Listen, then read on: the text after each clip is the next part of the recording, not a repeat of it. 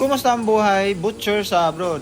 Yan yung tanong na mahirap sasagutin, no? Dahil hindi talaga biro ang butcher dito sa abroad, mga bay. Lalo na pag yung experience mo ay mga local, no? Hindi ka pa na karanas ng mga abroad minsan sa buhay mo at first time mong mapunta sa ibang bansa bilang isang butcher. Yan yung sagot na mahirap tanungin, pero dapat hindi ka pa nakaalis ay alam mo na yan, no? Ang mangyayari, no?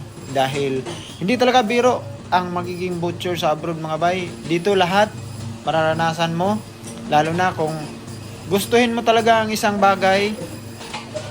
Madali lang naman, kaso nga lang may konting hirap, no? Pero alam naman natin, tayo mga Pilipino ay talagang masipag, masinok sa trabaho, kaya yan yung gusto ng mga local dito, no? Sa bansang katulad sa amin sa New Zealand, dahil gustong-gusto nila ng mga Pilipino, dahil ang mga Pilipino hindi namimili ng trabaho. Yan yung unang nakikita nila sa mga Pinoy. Kaya tayong mga Pilipino, wag nating sayangin yung mga opportunity na ibibigay sa akin, no?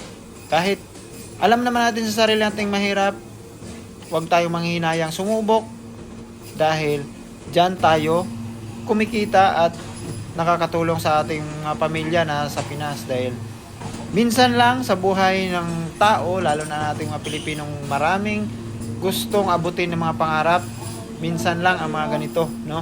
Bihira lang sa mga buhay. Alam naman natin ang buhay ng Pilipinas, no?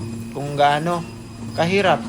Kaya mas maraming Pilipino ang nangangarap mapunta sa ibang bansa katulad namin dito na bilang isang butcher. Kahit mahirap yung trabaho, talagang laban lang, walang ayawan, no?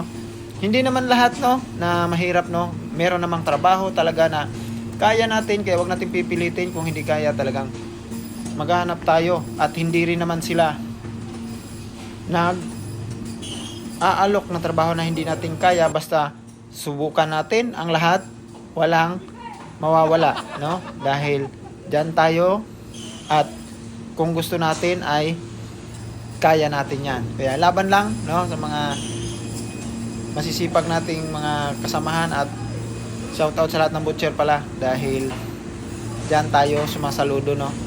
Diyan din sumasaludo yung mga Pilipino na katulad natin. Kaya dapat magtutulungan tayo. Kung meron tayong i-share natin, no, lalo na yung pagiging butcher na ganito, no. Alam naman natin kung bakit nandito tayo, dahil para sa pamilya, hindi lang para sa ating pangsariling kagustuhan, no? Mahirap malayo sa pamilya, pero dito tayo nabubuhay, dito tayo nakapagpasaya ng pamilya, no?